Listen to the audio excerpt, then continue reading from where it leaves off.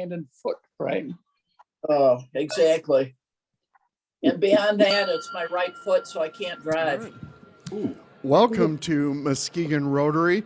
We have got a jam-packed agenda for our first meeting back at the Lake House, and it's wonderful to be here in the spring, soon to be summer. So I'm Jason Pisecki. We're going to learn about 3 mainstay events in Muskegon today. Looking forward to that. We're going to start the meeting with our Pledge of Allegiance, and we'll have a reflection from Kathy Brubaker-Clark. 2 groups of student guests today from Oak Ridge and Muskegon High School. We'll recognize a new Paul Harris Fellow and have an induction as well, and at the end we'll do the 4-way test. So let's start with the Pledge of Allegiance.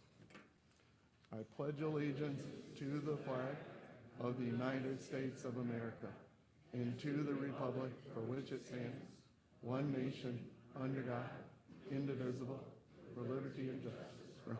All right, and we're going to remain standing for the reflection today. So, Kathy?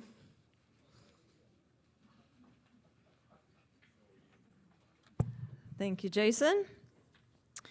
As Rotarians that are also part of a Rotary Peace Builders Club, how do we make peace during wartime?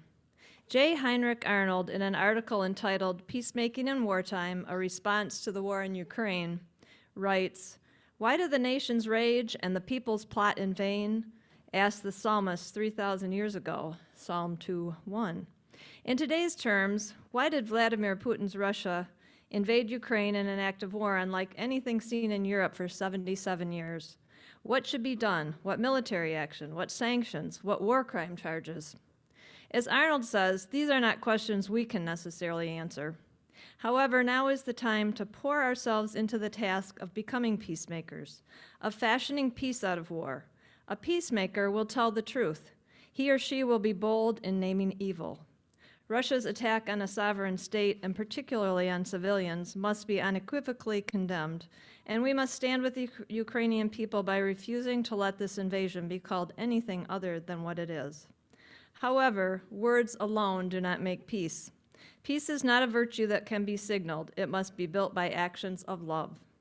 As Rotarians, we are peace builders as we have generously donated to assist the people of Ukraine. We must also continue to bring peace through justice in our own community of Muskegon. We are doing this through Love Lives Here, through assisting with local food trucks, through providing a park where all of our children can play and laugh together, by being part of an international club that is responsible for nearly eradicating polio worldwide, and by simply being a good, caring neighbor. May we continue always to bring peace to our world in all the ways possible. Thank you. Thank you, Kathy. You may be seated, and we'll be back after lunch with our visiting Rotarians and guests and our student guests.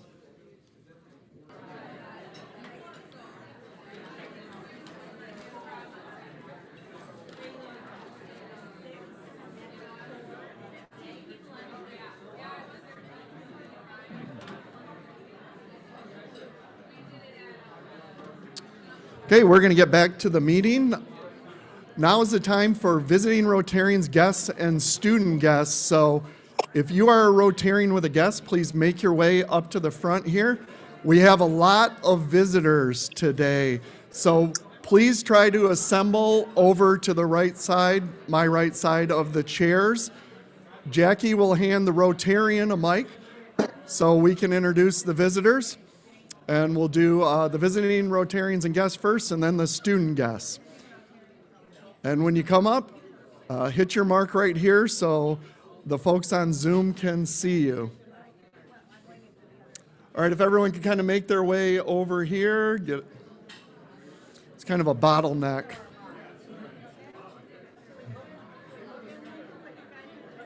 You're not a visiting Rotarian, you are, okay. We'll wait till everyone's assembled for our first guest. We got it. We should have just had the people who weren't guests come up. I think it would have been easier. All right, so when you get done, just hand the mic back to Jackie and make your way right out the front. Go ahead, Jane. I'm Jane Klingman Scott, president-elect of this group, and we have with us guest who is a president-elect of the Holland group and president nominee. So first we have Elizabeth Scott. I should remember that name. And she is a JD, a Juris Doctorate, and Executive Director of the Mediation Services of Ottawa and Allegan Counties for 8 years now. And she is president-elect of the Holland Rotary Club. And she has worked very closely with our buddy here, Kate Castellut Scarborough, in the past. And Kate will, right over here.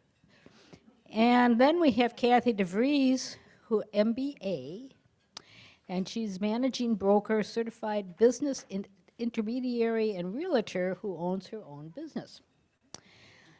Thrive Acquisition in Grand Rapids, and she helps companies find the right acquisitions to grow their businesses. And she is the president nominee of the Holland Rotary Club. And you notice that we are bookmarked here between the president-elect and our own president nominee. See how neat that is? Yes. Just a second.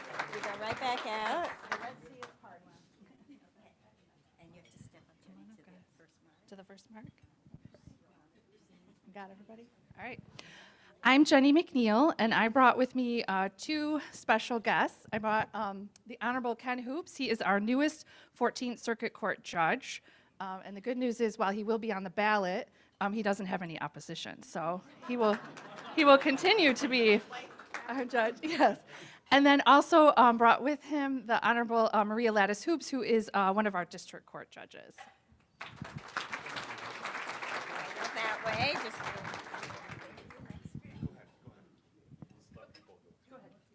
Okay. Hello, I'm Maggie Kukuski, and this is my mother, Laura Batzer, who just moved to Muskegon, so I brought her here so she can start meeting people, and secretly because I want her to become a member, so y'all gotta help me convince her. Right out. Who's next? Just doing a little networking in line. My name is Melissa Moore. I'm with Reed Muskegon, and my guest today, again, is Brandon Davis, who is a practicing attorney as well as the director of the Office of Oversight and Public Accountability for the City of Grand Rapids. He is a Reed Muskegon board member and just did his orientation yesterday, so will be inducted next week into Rotary.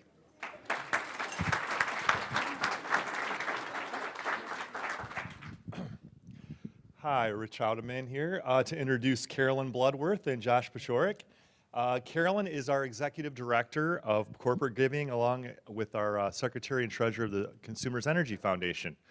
Carolyn has been coming to town for a lot of years. Roger obviously had her when he was in my role, and she's really, as Roger would say, that she's sprinkled a lot of money around the town. And that's great because, you know, you look out into Muskegon Lake, the buoy that measures phosphorus loading with Grand Valley State. You know, Muskegon Museum of Art, Froenthal, all the things that we're a part of, Carolyn is on the forefront of that. And we're just really appreciative she could be here today. We're gonna be at the MCC lab later with a nice gift for the STEM lab there. So that's gonna be a lot of fun. And have a couple other things going on. Josh has succeeded Roger in his role for his West Michigan Media Relations Specialist. And, you know, Roger will always be the Storm King, but Josh is going to have his own mark on the company. So really happy to have him. He was with Representative Upton's office. So welcome you both. Right out that way. Good afternoon, everyone. Courtney Perrette. I'm with Community Choice Credit Union, and my guest today is Monica Lee. She also works with Community Choice Credit Union. She is our marketing and community outreach engagement specialist. She's also looking to sprinkle a lot of money all over town. So anybody that wants us to get involved with things, she's your girl. So she's my guest today. This was a great opportunity today for her to learn what's going on kind of downtown and all the events coming up. We're very excited. She came from our first general credit union merger that we had last year. So we have the 3 branches in town now. And she's excited to get going and work with you guys. Thank you.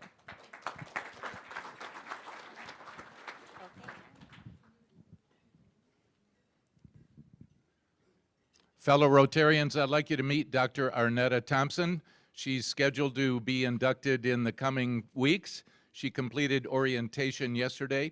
She leads the Muskegon Heights Public School Academy system, and after learning about her past yesterday at orientation, we have got a really cool Rotarian to join our club.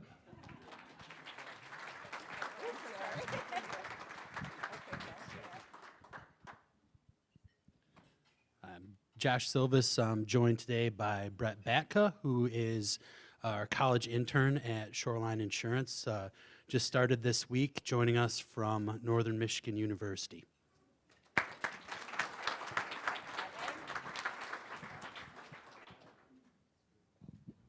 Hello, Chris Colley with Agewell Services, and with me today is Bree McCarthy. She's a realtor with 5 Star Real Estate, and many of you may know her from her role at the Lakeshore Art Festival and previously with the Muskegon Lakeshore Chamber of Commerce. Welcome. Thank you. All right. You ready? Come on in, guys. Just kind of scooch so they can see you on the TV there. I know, we're high tech. We're high tech now. Scooch it, I know. Good afternoon, Rotary. We have students coming out our ears today. So join me in welcoming the Oak Ridge Eagles.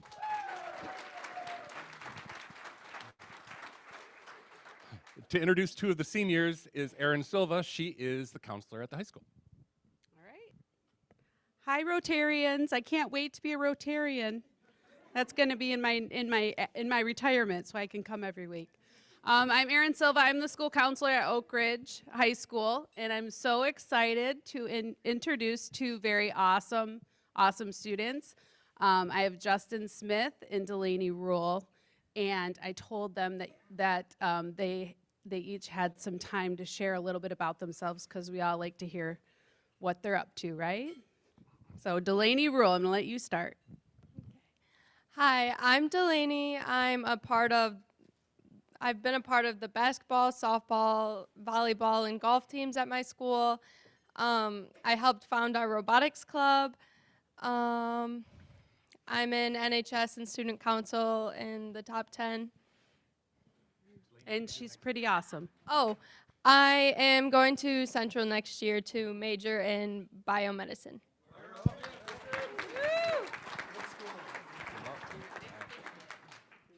Hi, I'm Justin Smith. I'm active in my school's cross-country and track team. I'm actually the captain. I was one of the founding members of our school's Rotary Club, so pretty happy about that. I'm going to MCC next year, taking advantage of the promise. And then I plan to transfer to Ferris to go after their pharmacy program. What do you like to do in your free time? Oh. And I like to walk my dogs in my free time. I thought I'd add that. Love it. Oh, I was going to introduce Chandra because Chandra and I used to work together. Oh, yeah. Good. And then Muskegon High School is here today, which I was really excited about because I used to be at Muskegon before I joined the Oak Ridge team. So Chandra and I used to work together. So good to see you. I'm going to hand it over to Chandra. Switch on in, guys. Just make sure you can all get seen on the TV. Okay. That's us. There you go. Good afternoon. Thank you guys for having us. We were scheduled to come a couple weeks ago, but they thought the topic was not what we needed to hear, so they pushed us back. And I'm glad to be here with Erin. I think you guys know what it was. Okay. So earlier this year, Coach Josh brought some guys in. So I was thinking it was only right for me to come all ladies today. So I have some top ladies of our class. I have Alea Strong, who's number 1 in our class. I have Kiavia Jones, who's number 2 in our class. And Taylor, I'm not sure, but she's in the top 10, top number 4? Okay, number 4 in our class. So 3 is a male, so he didn't make it. Hi, my name is Alea Strong. I'm from Muskegon High School, and I'm the valedictorian of our graduating class. So far, I'm in So far, I'm in National Honor Society, Upward Bound, and Varsity Cheer. And after high school, I want to go to Central Michigan University and major in elementary education. Oh, I'm nervous. Okay, I'm Kiavia Jones. I'm the salutatorian of our class. I go to Muskegon High School. I'm in National Honor Society and the president of student leadership. And after high school, I plan to go to Grand Valley and major in social work. Hi, I'm Taylor Wilson. I'm number 4 in the graduating class of 2022, and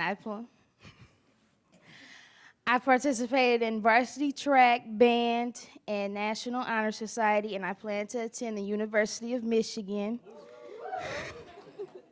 My major is undeclared, but the ending goal is to become an oncologist. Oh, that was awesome. All the visitors and seeing this room packed, it feels good to all be here together today. All right, on to our program, and we've got an introduction from Chris Colley.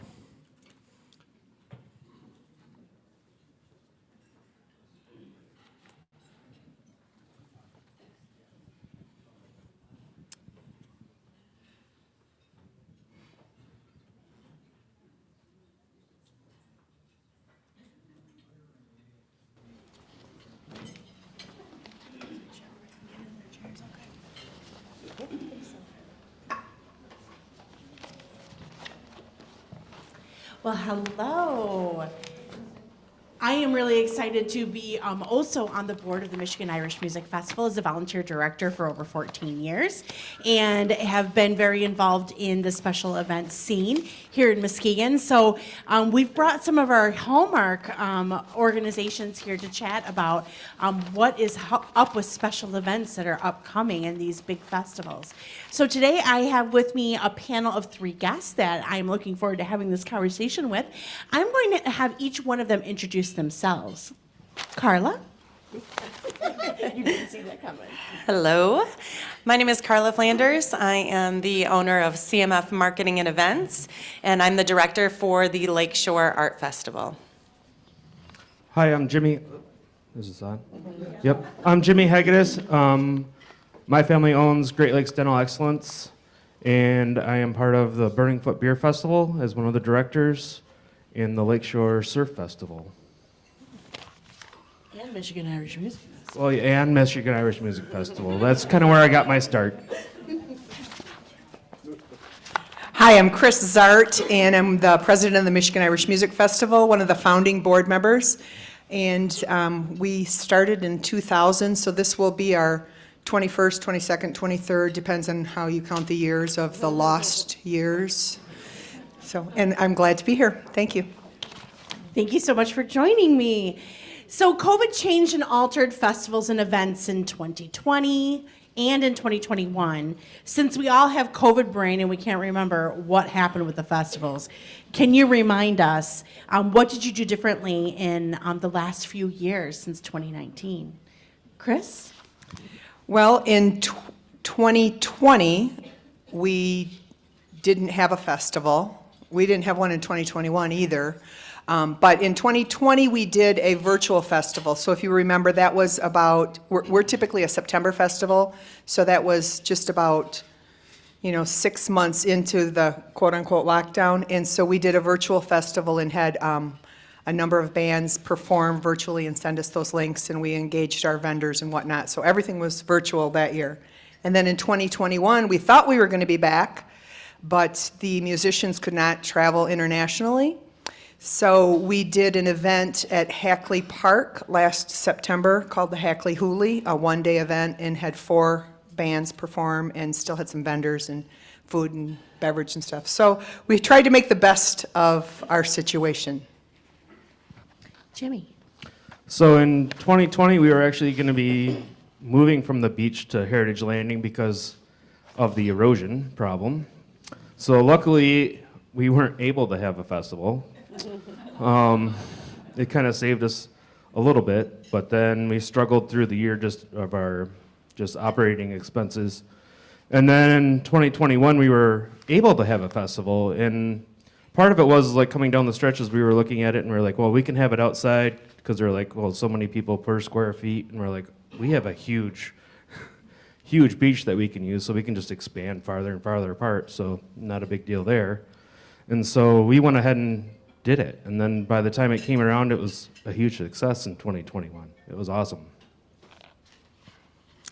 Like everybody else, we could not do our event in 2020. In 2021, we were right on the cusp of you can have so many people this far away, you cannot have people congregate, you have to wear a mask, you don't have to wear a mask, you have to be vaccinated, you don't have to be vaccinated. Anyway, we had it, and we were really happy to be able to have that in 2021, and despite the weather, it went pretty good. We'll get into that later. So, right, we laugh all the time because people will see us in August and they'll say, oh, you guys must be getting really ready for Irish Fest. You guys are really planning, right? I think sometimes people underestimate the enormity of planning and details that go into events like this. So talk a little bit about that. I mean, obviously you've all had to pivot too, your models. Like Jim, you were gonna be in one place, now you're in another, and shoo, people don't understand the challenges that hosting an event at Heritage Landing have, or on a beach, or in the middle of a street, right? Why don't you all talk a little bit about what some of those challenges have been, and maybe what you're gonna keep, what worked well? Me? Okay. So this is part of the excitement, I think, of event work, though, too. You never really know what to expect. You think that you got, oh, this is going to work really, really good, and then you drive downtown and there's a 50-foot curb that was not there the year before. So those are kind of some of the challenges that we run into, and you have to ebb and flow, and you have to make it work. So some of the things that we did do during the pandemic we're going to keep, and some we're throwing out the window because we don't want to deal with it anymore. But one example of that is we used to give away brochures, right, to every single person that came. We're a very green event. That's a big part of who we are as an event. So we did away with that during COVID, and we wanted, less touch points, and so we did the QR code like the rest of the universe, and that's one thing that's going to be staying with us this year. We're not going to give out brochures again, so we encourage everybody to look at the QR code when you're downtown. Layouts are always a challenge, so we're always trying to work around how we're going to lay it out, how we're going to move things, how we're going to make everything work. And then, as I mentioned, the weather, which is always one of those things that you just can't control, and you have to just be able to have the right plans in place in case there's a tornado warning, which is what happened last year. We're laughing, right? When it rains sideways. Right, because it has rained sideways. It has rained sideways, literally. In all 3 festivals that I'm part Exactly. of, or 4, I guess. So with Burning Foot, it's a huge struggle because we never know how big the beach is going to be every year until about June. So we do all we can to prepare, but we have to go measure the beach, and then we go, okay, well, this is what we can go with. But the huge other problem that we have is nothing goes through the sand very well, except for skid steers with tracks. So we have to move all of our equipment on and off the beach and then have somewhere to park it all during the actual festivals. Kind of our big problem. Well, I think that for us and for a lot of festivals, we do plan year-round. We don't just start in July, and that's a joke that certainly Carla and I always have all the time because people literally say, oh, you're getting busy now.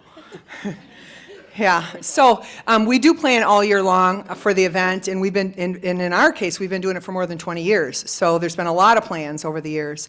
We're extremely fortunate in the fact that we've got a great crew, and our site crew are on site for weeks at a time to set up and tear down the event.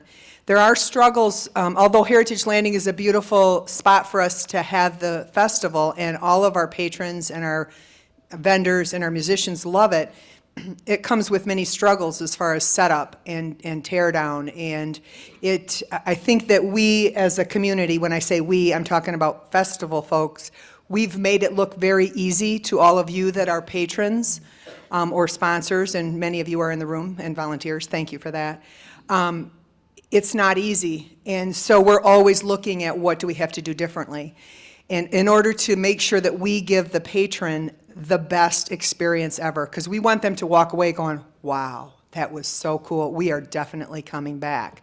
So we're always thinking about what can we do to make sure that the quality is there. And that takes a lot of planning and to make sure that we can execute that way. What lasting impact has COVID had on your events that you can foresee? What will change permanently? Or maybe something is, a reason not to do it anymore? Well, we have, like Carla said, we've looked at a lot of things that we have done over the last 20 years and said, okay, now's the time that we need to make a change and maybe not do that particular event. So when you attend the Michigan Irish Music Festival this September, there will be some things that aren't there that were there in the past. But we kind of figure that you haven't been there in 3 years, you probably forgot about it anyways. So we're just going to say, well, we never had tents before. So kidding aside, we do have tents, although that's been a challenge as we've encountered a tent company that we've used for years that wasn't able to take care of us this year. But so there will be things that we'll do differently, but it also gives us an opportunity now to try something that maybe we haven't done before. And so we're looking at some of that and utilizing some more of our natural resources. And when I say that, I'm talking about the musicians that we bring in from Ireland and Scotland. Oftentimes we think, oh, they're a great guitar player, or they're a great Ilian pipes player, or they're a great, bodhrán player, and then we find out that they've got a master's in Irish language and Irish studies, or and we're like, oh, well, then you can do a class, So we're utilizing a lot more of those resources. For us, we're not doing our ticket release party anymore because we're like, everybody knows how to use everything digital now, so we're like, we're not going to just do that because that's a lot of time and energy extra on us. And trying to find a spot to do it is always difficult. I mentioned the QR code, so that's something that we're carrying through. The other thing is each year we try to do a community art project where we invite the community to be part of the art and engage in any way that they can. So historically we've done that on location. We're at 3rd and Western, and people come and paint or do something creative. Well, last year we did these little blocks that we promoted ahead of time. So we're going to stick with that. We liked giving away things to the community that was artful ahead of time. So we're working with Padnos and Sherrill and a couple other local companies to give away bags of chalk this year.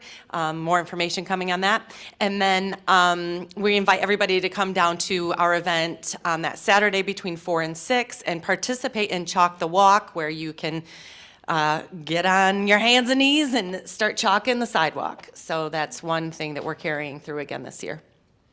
So we've talked about what kind of COVID has impacted with the events. What's the cliffhanger? Like what should I expect walking into your event this year, Carla? Hopefully a lot of the same things and more. I wrote a bunch of notes, but I haven't looked at any of them. But I will tell you that the numbers are coming back, so we're really, really happy about that. As far as the amount of exhibitors and exhibitors that we have, we hope the amount of guests continues to enhance. The other thing that we had to pull back on was entertainment. We have street performers. Historically, we've had 5 locations. Last year, we narrowed it down to 2. We hope to get back up to 5. So a lot of the same good stuff. Fine art, craft, entertainment, tons of really good food, a whole children's lane.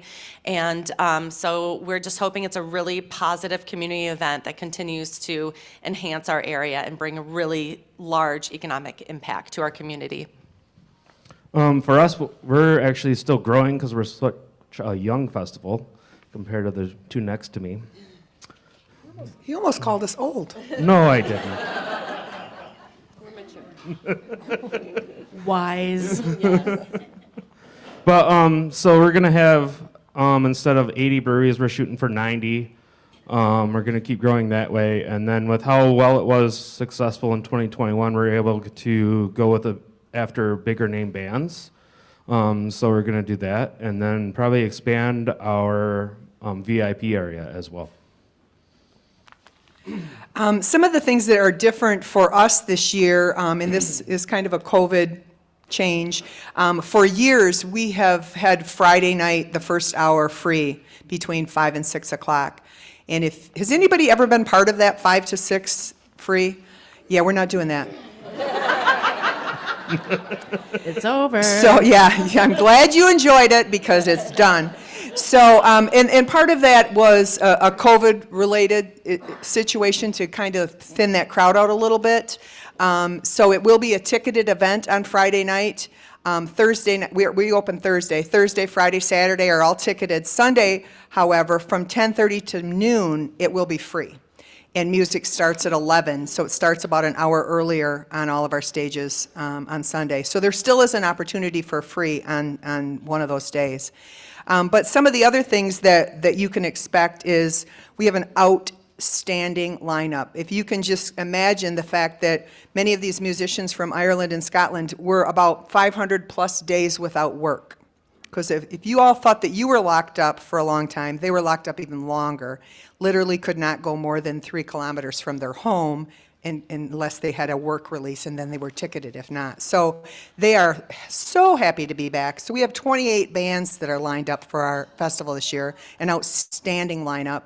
And so not only the music, but we've got a lot of great new cultural programs that are going to happen.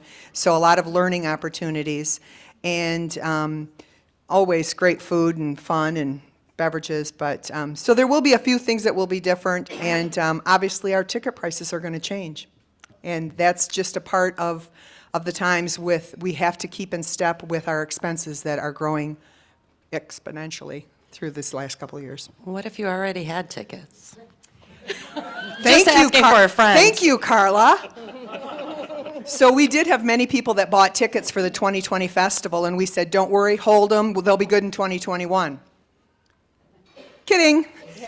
So we said, hold on to them, they're going to be good in 2022. So anybody that bought those 4-day passes for 2020, they are in the process right now of being emailed a QR code that will enable them to enter the gate and utilize our new ticketing system, which will all be scannable tickets. So those people that bought in 2020 or people that bought in 2021, you've gotten an email already, or it's coming in the next few days, and those tickets will still be good. But that doesn't mean that we're done selling tickets. So if you didn't buy in 20 and 21, here's my pitch, michiganirish.org. Go buy your tickets now. So obviously there is a lot of expenses as you all are experiencing inflation. Just imagine what that's like on this scale too. So like Chris mentioned, we lost our tent company because they didn't have enough labor to be able to provide. So what else are you all seeing in terms of how the economic environment is impacting your festivals and events? Well, that's a great question. It's significant. I mean, prices are up everywhere, but I mean, just by way of example, here's a couple examples. We need a generator, okay? Cost of fuel is up. So the generator rental is up, the fuel is up, that's an added expense. Porta-johns, that's up about 30%. Trash removal, that's up. Basically, everything is up. Everything is up. And honestly, some of the sponsors that we've had in the past have pulled back just a little bit too. So, we're always looking for new people to support and to help us make those expenses be more palatable. Okay, so our expenses are up, in case you didn't hear that. So that's true. It's across the board. It's every single line item that we're touching. The expense is up 30 to 40%. Now, that being said, we do this because we want to do this for our community, right? For the Michigan Irish Music Festival, part of our mission is to bring people to our community to stay in the hotels. We're extremely fortunate in the fact that over 20 years, we've done a really good job of that, and the hotels are sold out. So if you're thinking that you're going to make a reservation for the Delta or the Shoreline Inn for the Irish Festival this year, you may be too late. Already, you may be too late.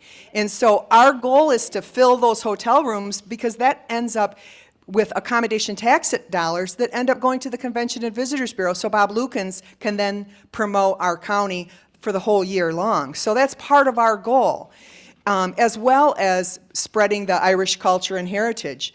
So to Carla's point about the fact that we appreciate our sponsors so much, we could not do it without our sponsors, nor we could not do our event without the 1,600 volunteers. Thank you for those of you that volunteer. If your company or you know of somebody that might have an interest in supporting one of the festivals, please reach out to us, because more than ever, now is the time. If somebody is a sponsor, that just helps us offset some type of cost that we're going to incur and enable us to keep our doors open. Because we know as a community, we love to have these events. And if they go away because we can't fund the expense line, then we all lose, right? So we invite you to be part of us. Come join us. And come volunteer. I'll put that pitch out for all of us as well, because while people are wild and crazy about coming to events, so we expect high attendance at all of our events, we do have a sneaking suspicion that volunteerism will be down by 20 to 30%. So it's a great way if you can share 4 hours with any of the events and festivals is a huge help. And last, I think what I would like to address is I think that, while we have these 3 titans up here, there are so many other amazing festivals and events that are occurring, that are trying to bud. We see Juneteenth is coming up in Muskegon Heights. The Pride Festival's coming up in June. And the Hispanic Festival's coming back, which is so awesome, and Polish Fest. People sometimes think that it's a competition between all of us. And we can assure you all that it is not. And I don't know if anyone wants to speak to that, but I think that it's important that we know that if one festival is going to be successful, we are all going to be successful. So I don't know if you want to have any parting words around that. Sure, I think that it's really important, because just put yourself in the position of somebody that doesn't live in this community or doesn't know our events. And maybe you're sitting in a community in the Detroit market or Lansing, and somebody that you know came to Muskegon for a festival, and they say, oh, I'm so bummed. We loved going to Muskegon for the XYZ festival, and it's canceled. I don't know about the XYZ festival, but I knew about the Irish festival, and now I think it's the telephone game, right? Now I tell my friend, oh, I heard the Irish festival's canceled in Muskegon because they didn't have a good turnout. So we all want to be successful, and we want each other to be successful. That's crucial to our continued success across the board. And it's crucial to the continued success of our community. We want people to think and to know that we're at the happening spot, right? Right, because I know my festivals weekend, you can't get a hotel room yet now, and I can't even get them for bands. So, yeah, it's just, that's an issue. But every other, looking for sponsors for the bands. Yeah, I'm looking for sponsors, everything. Yeah, but the other thing is that I have had other festivals that want to start something like, let's say, like Surf Festival is down at the beach. The organizer of that came to me and goes, Jimmy, I've heard, there's great beach here in Muskegon, and can you help me out with it? And I go, sure. So then I end up on that board as well. But because Grand Haven turned them down. So they're like, hey, Grand Haven told them, hey, go to Muskegon. I heard they like to work with festivals. Yeah. Just to quickly add on to that, same exact thing. Like the Pride Festival, they got in touch with me. I hear you're really good at doing layouts and you know the downtown. Can you help? I have literally walked downtown when I saw the 50-foot curb that's new and was doing the layout for Pride. And so the Pride Festival. So I think that we all work together really, really well. We all want to see everybody succeed, because the more that everybody succeeds, we all succeed. Not just the festivals, businesses, residents, guests, everybody. So I think we're all under that same mindset. Thank you so much to our panelists for coming today. Please give them a huge round of applause.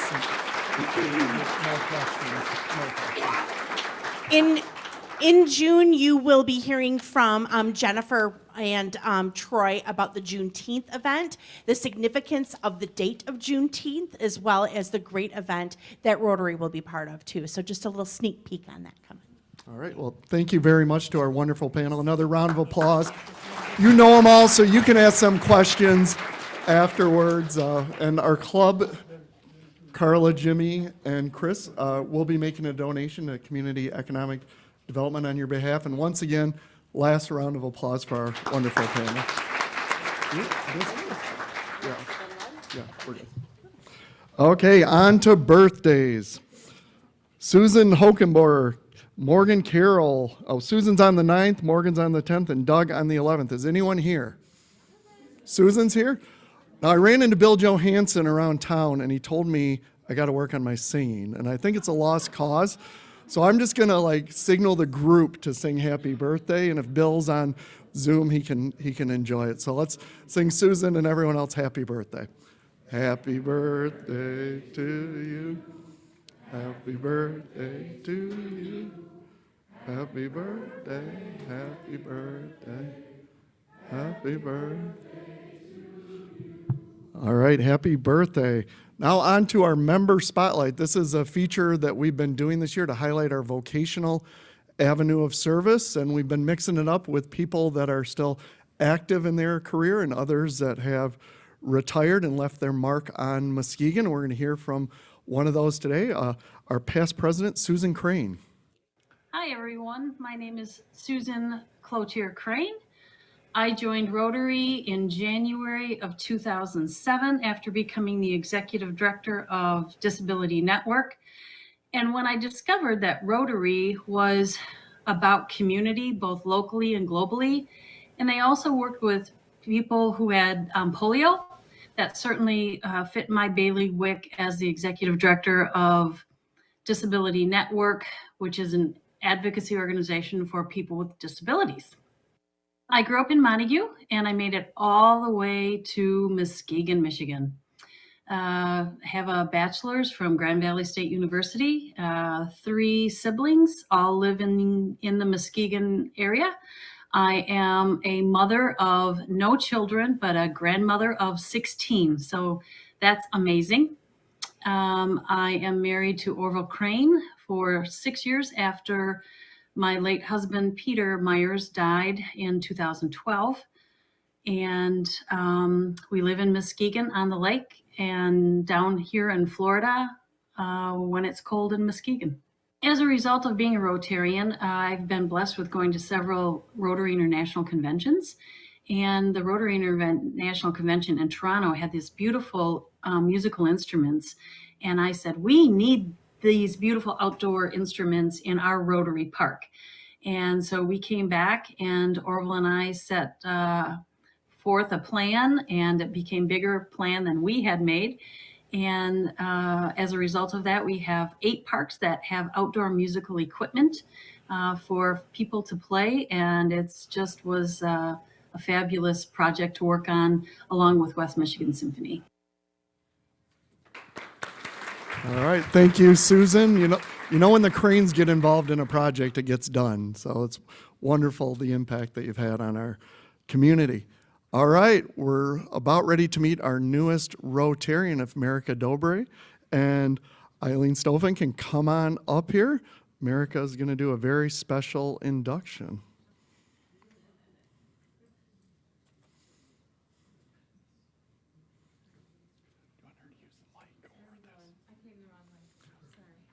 Jackie's got a mic for her.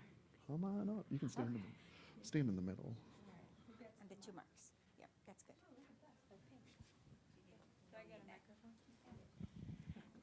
Hello, how's it going? So my name is Merica Dobre. Most of you have probably heard my voice a couple of times by now throughout at least this year. This is my mother. I'm very proud to introduce you all to her.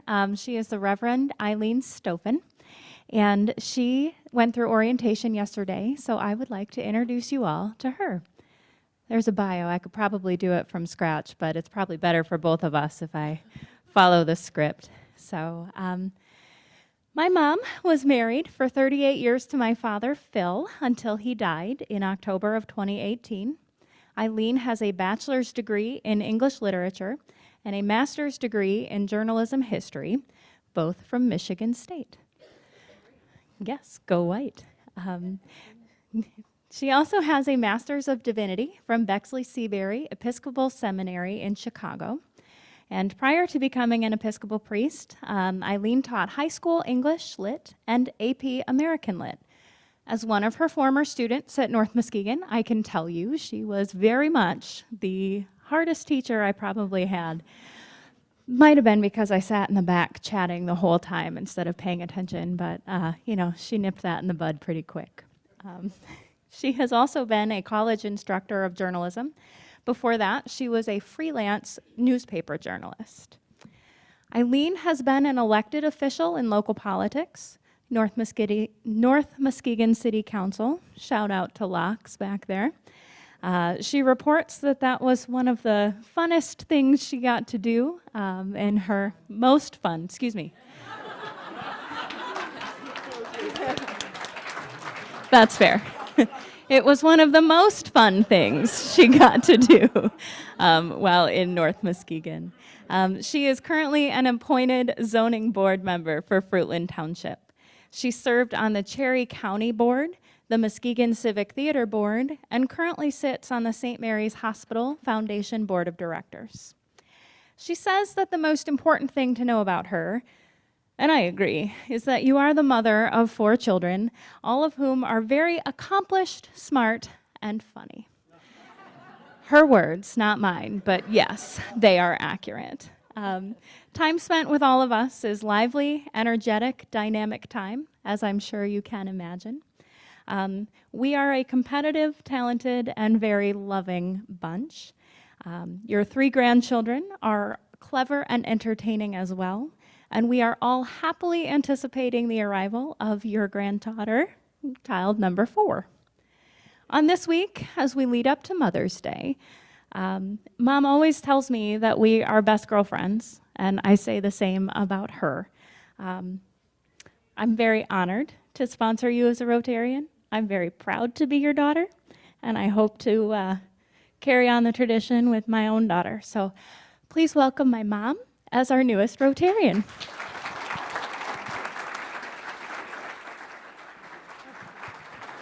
Not quite yet. We got to get through the Rotary business. All right. Fellow Rotarians and honored guests, the Rotary Club of Muskegon is privileged to induct a new member. We encourage you to learn about Rotary by actively participating in the club, including attending meetings, social events, and service projects. It is my pleasure to have your sponsor give you this pin, which is right back there, by which the community and your fellow Rotarians will recognize you. We ask you to wear it proudly. I would also like to challenge you to share the gift that has been given to you and invite another person with like qualities and character, reputation, and commitment to join our club in the next 3 months. The honor of becoming a Rotarian is only surpassed by sponsoring new members. Do you accept this challenge? I do. She said she did. Thank you. Everyone, please rise and welcome the newest Rotarian in the world, Eileen Stoffen.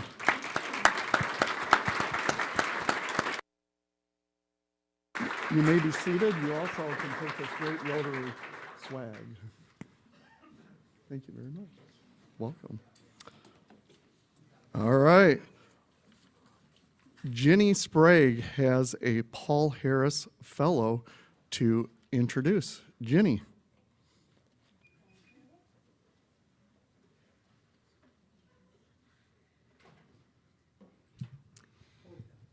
Down. That good? Hello. I was going to give an announcement. It'll be short. Don't forget the district match. There you go. Okay.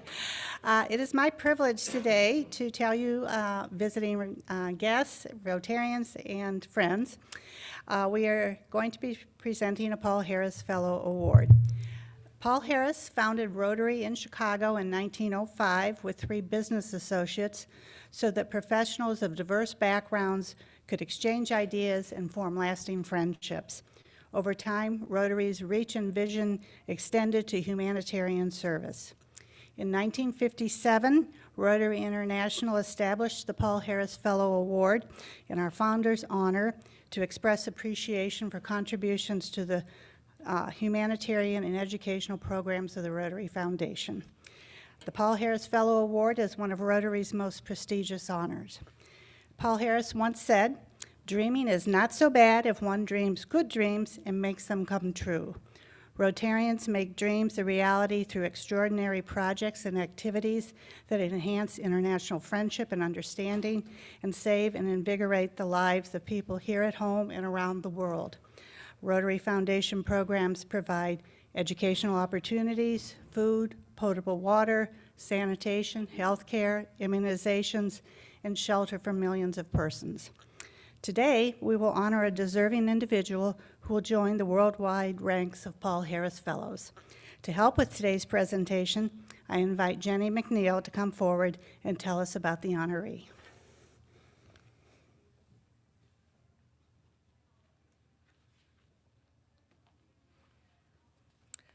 Thank you, Jenny. I'm honored to present this individual a Paul Harris Fellow Award. This award winner grew up in Muskegon County, graduated from North Muskegon High School, and moved on to MSU. At MSU, she was the president of student government and recognized by the Detroit Free Press as one of the most politically active college students in Michigan at the time. Our award winner then went on to the University of Iowa College of Law, participating in law review, moot court, and more. After summer internships in DC, the prosecutor's office, and more, she moved back home to Muskegon County to join her family and her husband in their law firm. This individual has been on the board of many Muskegon organizations, including United Way, the Muskegon Bar Association, the Child Abuse Council, and the Community Foundation, and more. In 2006, she was appointed by Governor Granholm as a 60th District Court judge. She is active in the Michigan District Judges Association, serving as a regional representative and a Rules Committee member. She quickly presided over a mental health court docket. She was the chief judge of the district court from 2012 to 2016 and was instrumental in establishing Muskegon's first eviction prevention court in 2018. And this eviction prevention program is a collaborative effort between the court, the Community Foundation, Community and Compass, the Housing Assessment Resource Center, and MDHHS. And the goals of this program are to prevent individuals and families from being displaced from their homes, preventing entry of an order of an eviction or a money judgment that may adversely affect a tenant's ability to find future housing.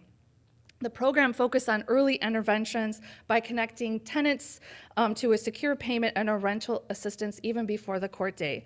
The result of this program has been her helping many, many people in our community avoid eviction and homelessness. We tricked her a little bit in getting her to come here today, so she had no idea. I told her I wanted to introduce her husband, but I would like to present the Honorable Maria Lattis Hoops, if you'd come up here and join her, as our newest Paul Harris Fellow.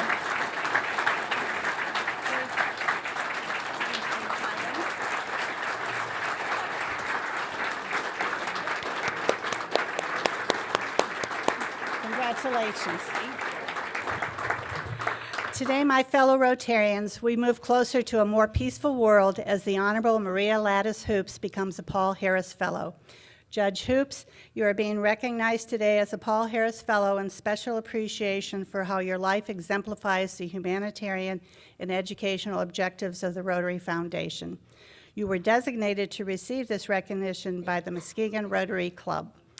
On behalf of the Rotary Foundation Board of Trustees, you will receive 3 emblems of a Paul Harris Fellow: a certificate, a lapel pin, and a medallion. The certificate states you have been named a Paul Harris Fellow in appreciation of tangible and significant assistance given for the furtherance of better understanding and friendly relations between peoples of the world. We encourage you to wear your pin to all Rotary events to support the Rotary Foundation and its programs that save and invigorate the lives of people around the world. Please accept our congratulations and sincere appreciation for your commitment to our shared goals of world understanding and peace. Rotarians and friends, please congratulate and recognize the newest Paul Harris Fellow in the world, the Honorable Maria Lattis Hoops. Congratulations.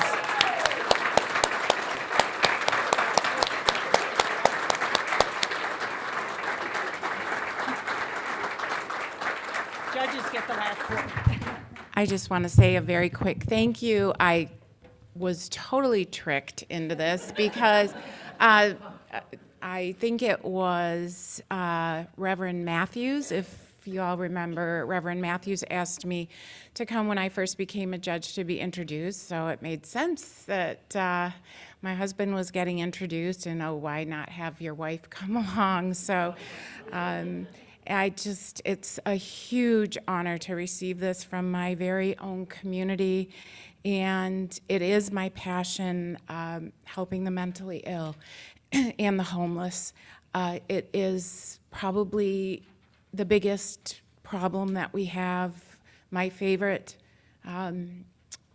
go-to in pushing our community members to think about homelessness and solve this community problem is, if we can solve homelessness, then we can help solve all of the rest of the problems in our society, including mental health issues, criminality, neglect and abuse, and domestic violence, and so many others. So thank you, and thank you for the opportunity to speak on my favorite cause. So thank you.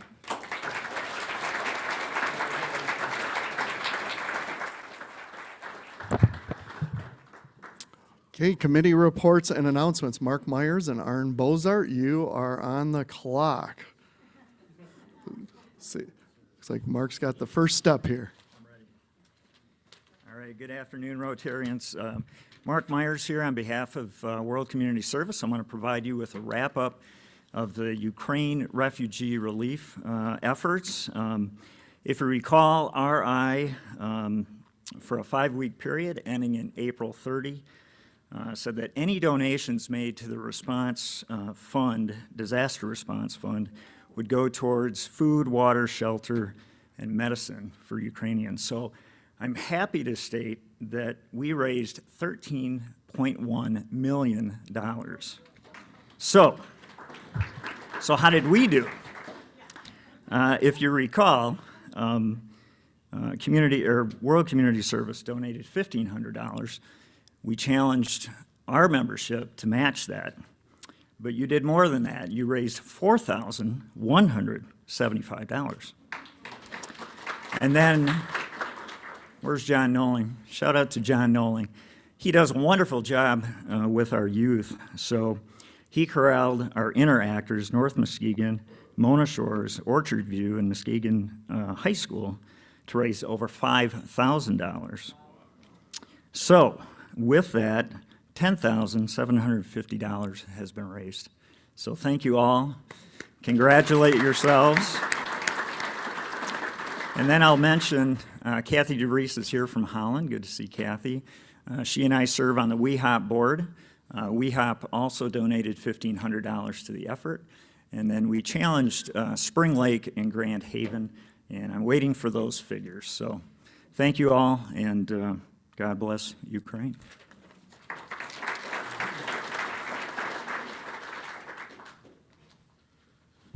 Hello, everybody. Arn Bozart here. The topic I bring to you is food truck.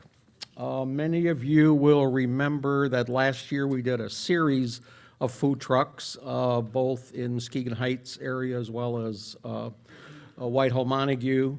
That program was not started again this year because we have other charitable projects we're choosing to support this year, but because of our good management of the resources last year, we had some money left over, and we were able to cobble that together and leverage into a food truck for this spring. So I'm here to share with you that on Wednesday, May 25, there will be a food truck distribution at Temple Methodist Church, also known to some of you, I think, as the Supper House, at 2500 Jefferson. And we will need at least 15 volunteers from Rotary, either yourselves as members or your significant others or tag-alongs, however you want to rally our resources. And we will begin to set up at 4 p.m. Food distribution begins at 5, and you will be on your way home by 6 at the latest. So if you think you would like to volunteer for the Wednesday May 25 food truck, please contact me, shoot me an email, a text message, or flag me down after this or next week's meeting, and I'll get you on the roster, and we will appreciate your help. Thanks very much.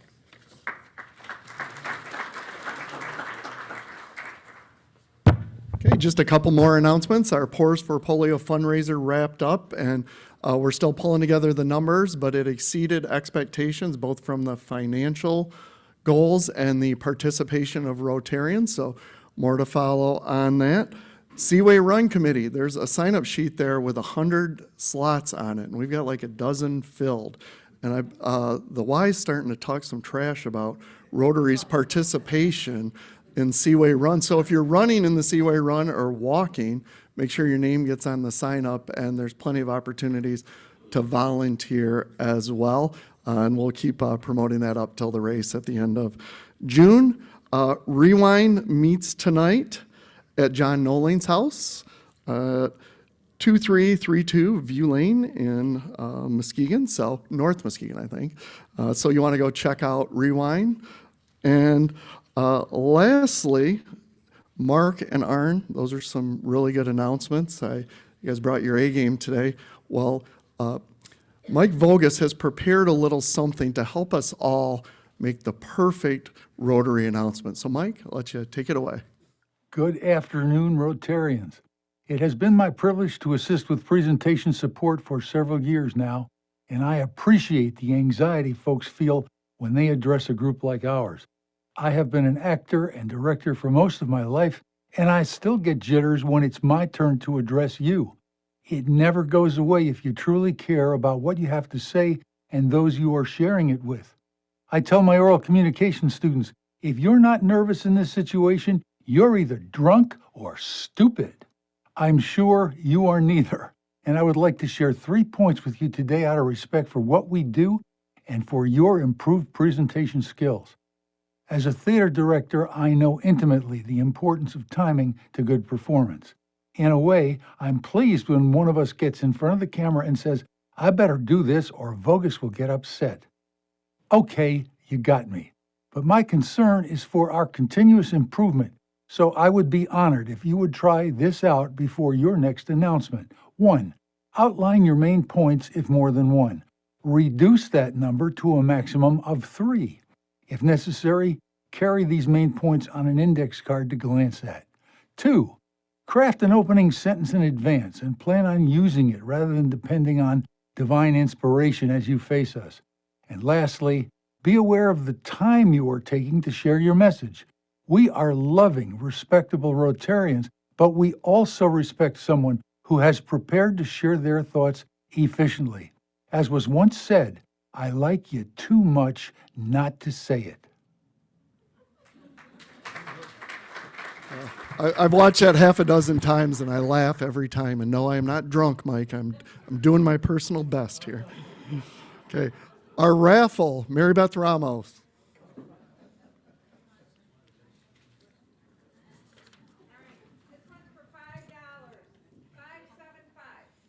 $575 for $5. No one wants to claim the $5?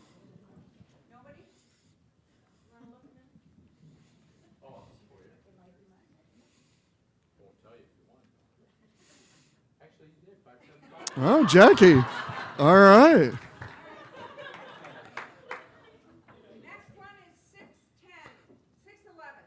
Wait, what is this for? Are you going to see who it is? Okay. 611. Jack Briggs. Thank you. Terrific.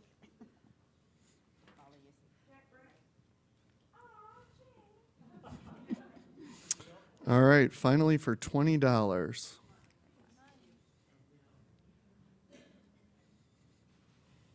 531.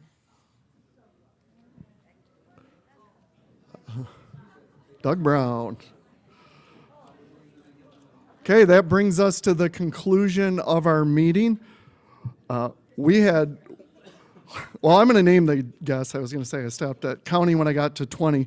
Josh, Carolyn, Bree, Monica, Maria, Ken, Brett, Brandon, Kathy, Elizabeth, Aaron, Justin, Delaney, Chandra, Elena, Talia, Chris, Carla, Jimmy. Congratulations, Judge Hoops, on your Paul Harris Fellow. Welcome, Eileen, to the club. Next week's program will be the Land Conservancy of West Michigan is going to be talking about the new Dunes Harbor Park, which is a fantastic park in Norton Shores. I feel good that I don't have to like hop a fence and be chased by some security guy when I go back there now. So you'll want to come and see that. We'll end the meeting with the four-way test of the things we think, say, and do. Is it the truth? Is it fair to all concerned? Will it build goodwill and better friendships? Will it be beneficial to all concerned? All right, enjoy the rest of your week.